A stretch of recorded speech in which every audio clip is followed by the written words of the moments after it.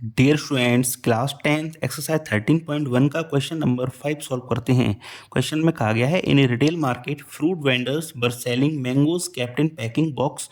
तो एक retail market में फ्रूट वेंडर्स मैंगोज सेल कर रहे हैं जो कि पैकिंग बॉक्स में रखे हुए हैं। These boxes contained varying number of mangoes.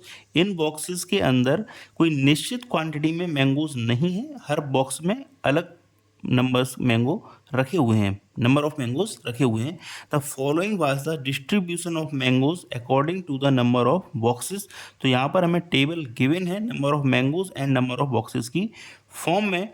Find the mean number of mangoes kept in packing box. तो हमें जो mean number of mangoes find करना है। And which method of finding the mean did you choose. आपने कौन सा method इसको choose किया इस मीन को फाइंड करने में।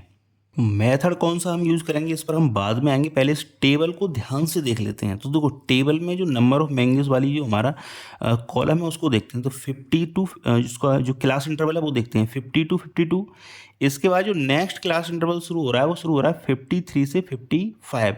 इसका मतलब ये डेटा कॉन्टीन्यूस नहीं है। देखो इसको आप ऐसे समझिए, जो पिछले वाले क्वेश्चन में ये था 65 to 68 एंड नेक्स्ट वाला कहाँ शुरू हो रहा था, जहाँ से ये फर्स्ट कॉलम एंड हो रहा था वहाँ से नेक्स्ट वाला हमारा शुरू हो रहा था। कुल मिलाकर बात ये है कि जो फर्स्ट कॉलम की जो हमारी या फर्स्ट रो जो है उसकी हमारी जो अपर लिमिट है वो नेक्स्ट वाले रो की क्या हो जानी चाहिए, लोअर लिमिट हो जानी। तो तब हम बोलेंगे कि हमारा डेटा कॉन्टीन्यूस है। देखो यहाँ पर देखो 71 पे ये एंड हुआ एंड नेक्स्ट वाला 71 पे ये स्टार्ट हो गया। पर यहाँ क्या हो रहा है कि 50 से 52 एंड इसके बाद 53 से डायरेक्ट शुरू हो रहा है। इसका मतलब ये है कि ये हमारा डिस्क्रीट डेटा है, कॉन्टीन्यूस डेटा नहीं है। तो जब डेटा कॉन्टीन्यूस नहीं होता है तो हम उसको कॉन्टीन्यूस करते हैं। अब वो कैसे करते हैं उसको हम रफ पेपर पे समझते हैं।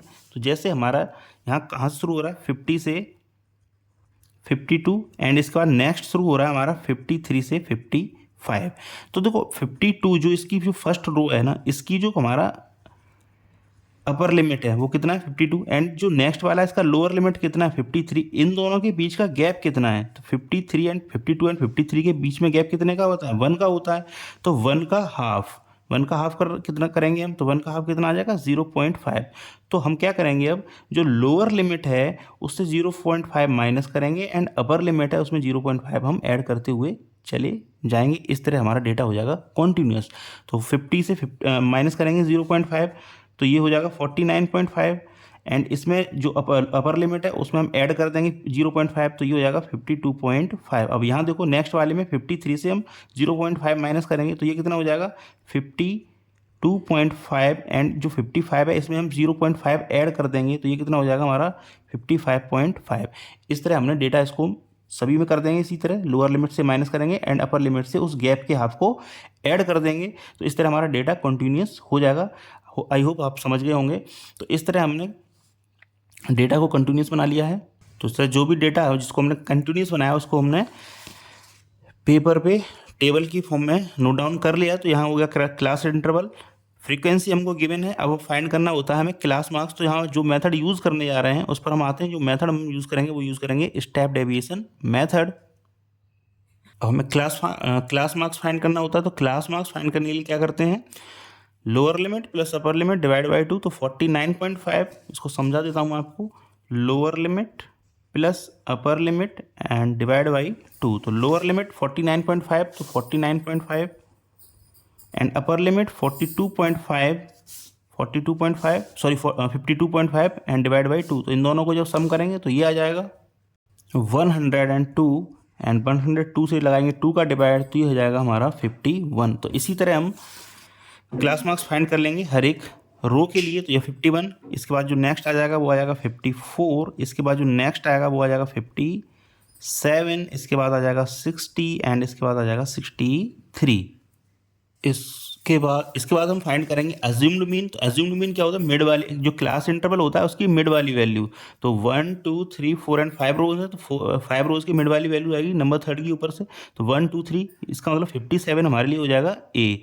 मिड वाली वैल्यूज़ को हम अज्यूम्ड मीन बोलते हैं, उसको कंसीडर कर लेते हैं एक्चुअली। तो ए इक्वल टू हो जाएगा हमारी 57। तो डी आई फाइंड करना है अब नेक्स्ट कॉलम में। तो डी आई फाइंड करने के लिए तरीका क्या होता है, एक्स आई माइनस ए। तो डी आई इक्वल क्या होता है, एक्स आई माइनस ए। मीन्स क्लास इंटरवल से इस ए को हम माइनस करते हुए चले जाएंगे। क्लास इंटरवल से एज्यूम्ड मीन जिसको हमने कंसीडर किया उसको माइनस करते हुए चले जाएंगे। तो मैं आपको करके दिखाता हूँ। जैसे 51 है तो 51 से हम माइनस करेंगे 57, तो ये आ जाएगा -6। इसी तरह 54 से माइनस करेंगे 57, तो ये आ जाएगा -3।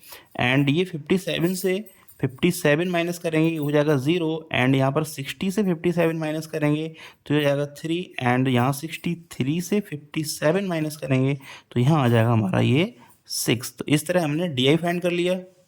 एंड इसके बाद जो नेक्स्ट कॉलम होता है वो होता है यू आई। तो यू आई होता क्या है? तो यू आई होता है हमारा डी आई में डी आई अपॉन एच। अब ये एच क्या होगा? तो एच होता है क्लास साइज। तो क्लास साइज मीन्स जो क्लास इंटरवल हमको गिवन है उनके बीच का गैप। तो 49.5 से 52.5 के बीच में कितना गैप है? 3 का गैप है। अगर आप ऐसे नहीं समझ पा रहे हैं तो 52.5 से 49.5 माइनस कर दीजिए तो 3 ही आ जाएगा। तो ये जो एच है ना हमारा वो कितना हो जाएगा? 3। जो एच क्या हो गया हमारा? Class size. क्लास साइज क्या होता है? जो क्लास इंटरवल होता है इनके बीच का गैप। तो एच इक्वल हो जाएगा 3। तो हमें इस 3 का डिवाइड लगाना है इस डी आई में। तो -6 में हमें 3 का डिवाइड लगाना है तो कितना आ जाएगा? -2। यहाँ -3 में हमें 3 का डिवाइड लगाना है, ये -1 हो जाएगा। यहाँ 0 में हमें 3 का डिवाइड लगाना है, ये 0 हो जाएगा। यहाँ 3 में 3 का डिवाइड लगाना है, ये 1 हो जाएगा। एंड 6 में 3 का डिवाइड लगाना है, ये 2 आ जाएगा। अब हमें फाइंड करना है F I into you I.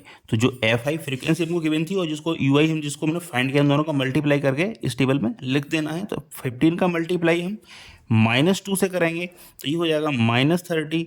And ऐसे ही हम 110 का मल्टीप्लाई -1 से करेंगे तो ये आ जाएगा -110।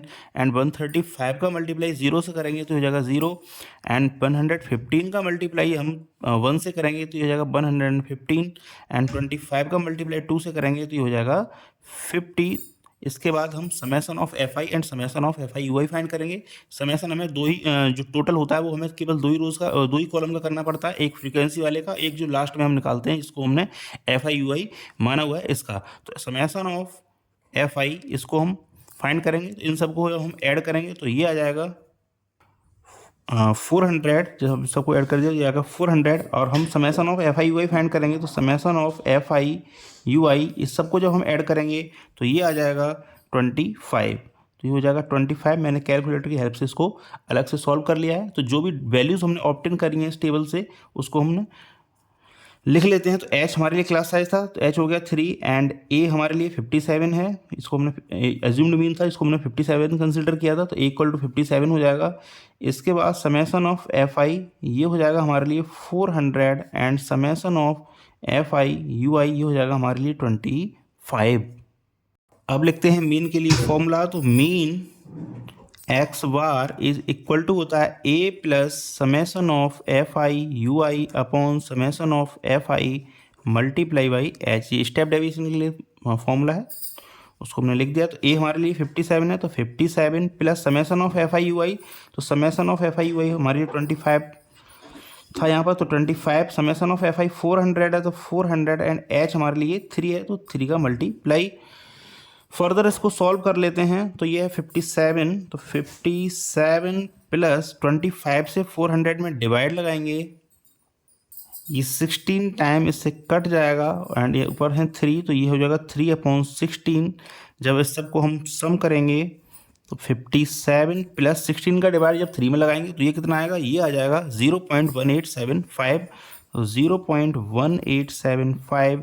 एंड जो हमारा मीन होगा फाइनली वो हो जाएगा 57 प्लस 0.1875। तो 57.1875 ये हमारे लिए मीन इस क्वेश्चन का।